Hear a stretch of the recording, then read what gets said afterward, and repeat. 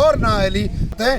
اربوں روپے یہاں سے ٹیکس وصول ہوتا ہے، لیکن یہ کاروبار تیزی کے ساتھ تباہی کی طرف جاتا ہے۔ نااہلی کی حد یہ ہے، بجلی کٹ گئی ہے، ٹیوب ویل کے جو کمرے ہیں وہ سارے گر گئے ہیں۔ السلام علیکم ویورز، میں ہوں امداد بوزدار۔ آپ جانتے ہیں کہ پاکستان کے اندر معاشی حالات کس طرح بدترین بنتے جا رہے ہیں اور روزگار کے جو مواقع ہیں، روزگار کے جو ذرائع ہیں وہ بھی کم ہوتے ہوئے جا رہے ہیں۔ اس کی وجہ حکمرانوں کی نااہلی اور ایک اور نااہلی سندھ حکومت کی ہم آپ کو دکھائیں گے۔ اس وقت سکھر اور خیرپور کے درمیان کے علاقے میں موجود ہوں، جہاں پر کھجوروں کے باغات ہیں۔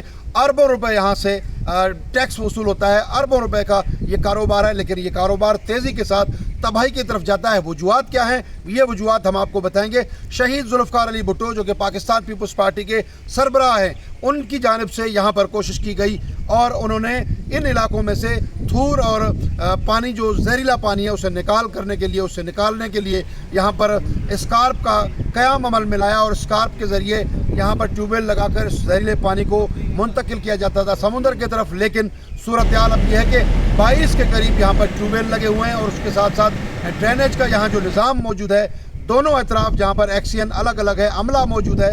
ان کا جو پی ڈی اسکارپ ہے وہ خیرپور میں بیٹھتا ہے، لیکن ان کی نااہلی کی حد یہ ہے، بجلی کٹ گئی ہے، ٹیوب ویل کے جو کمرے ہیں وہ سارے گر گئے ہیں، ٹیوب ویل کی جو موٹریں وہ یہاں پر آپ کو کہیں پر بھی نظر نہیں آئیں گی۔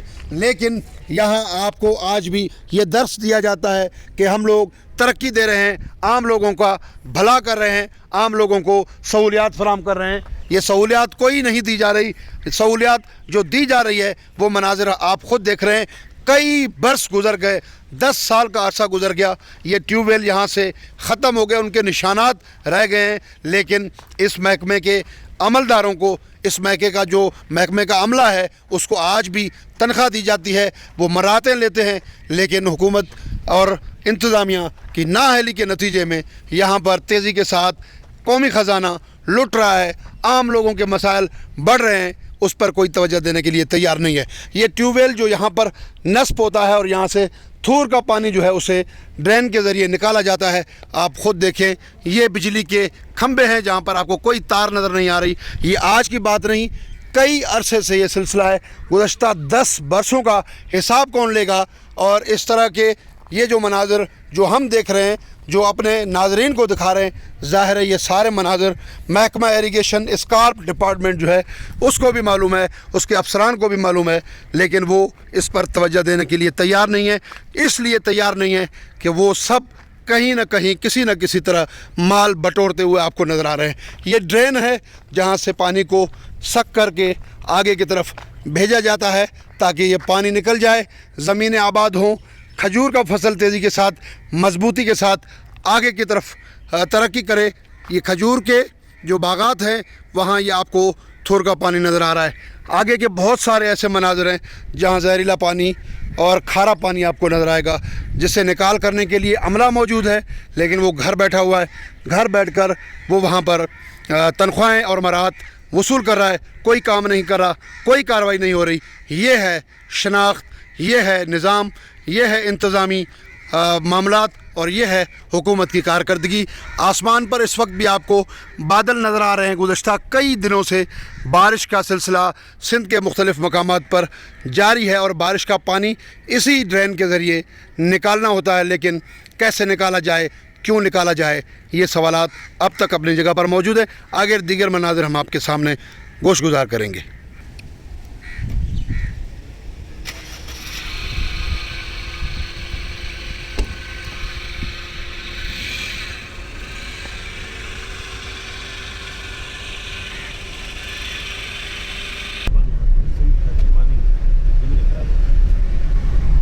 ویورز، ہم نے آپ کو بتایا تھا کہ محکمہ اسکارپ کی نااہلی کی انتہا ہے۔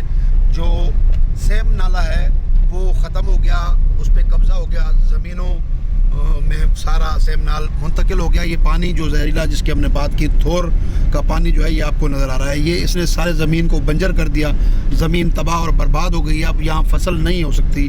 آپ یہ مناظر دیکھیں، اسی طرح آپ کو ہر طرف اس طرح کے مناظر نظر آئیں گے۔ یہاں آپ نہیں کہہ سکتے کہ جو زمین مالک ہے اس کو کوئی فائدہ ہوگا، اب اس کے پیسے سارے ضائع ہو جائیں گے۔ اس طرح یہ سامنے آپ کو کھمبے نظر آ رہے ہیں جہاں بجلی کی ہم بات کر رہے ہیں، ایک تار جو ہے آپ کو نظر نہیں آئے گی، کوئی ایل ٹی آپ کو نظر نہیں آئے گی۔ جو جو سیم نالہ ہے جس پہ قبضہ ہوا ہے، یہاں ببرلو سے لے کر ٹھیڑی تک کے درمیان 8 کلومیٹر کا فاصلہ ہے، جہاں پر 22 سے زائد ٹیوب ویل لگے ہوئے تھے. وہ ساری مشینری یہاں سے غائب ہے، ساری مشینری ختم ہو چکی ہے.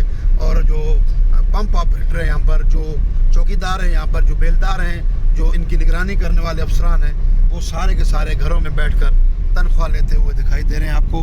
عملی طور پر ان کا کوئی کردار نہیں ہے. یہ لوگ سندھ کی ترقی کے لیے کام کر رہے ہیں، اور سندھ حکومت، محکمہ آبپاشی اور دیگر ادارے جو ہیں وہ ان کی نظر اس طرف نہیں پڑ رہی. زراعت پر مشتمل پاکستان کی اگر ہم بات کرتے ہیں، پھر سندھ کی اگر ہم بات کرتے ہیں، تو تقریباً 80 لاکھ سے زائد ایکڑ اراضی جو ہے وہ جو کہ صرف بیراج جہاں سے وہ پانی جو ہے وہ سیراب کرتا ہے اور زمینیں آباد ہوتی ہیں، یہاں کے یہ مناظر ہیں. اس کے آگے بھی ہم کوشش کریں گے جو دیگر مناظر ہیں وہ بھی ہم آپ کو دکھائیں.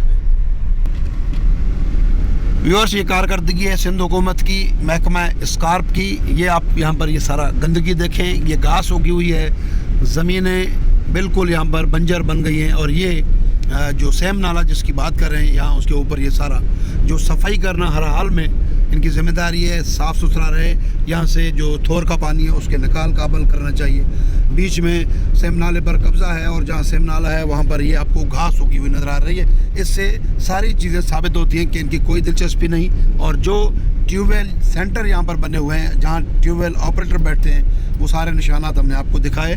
اب فیصلہ آپ نے کرنا ہے، حکومت نے کرنا ہے کہ کیا وہ سندھ کے اندر زراعت کو ترقی دینا چاہتی ہے، یا لفاظی استعمال کر کے لوگوں کو بیوقوف بنانے والا جو عمل ہے اور جو افسران ہیں ان کی بریفنگ پر چلنے کا سلسلہ انہوں نے جاری رکھنا ہے. مزید آپ کو اور بھی مناظر دکھائیں گے. یہ مناظر ہے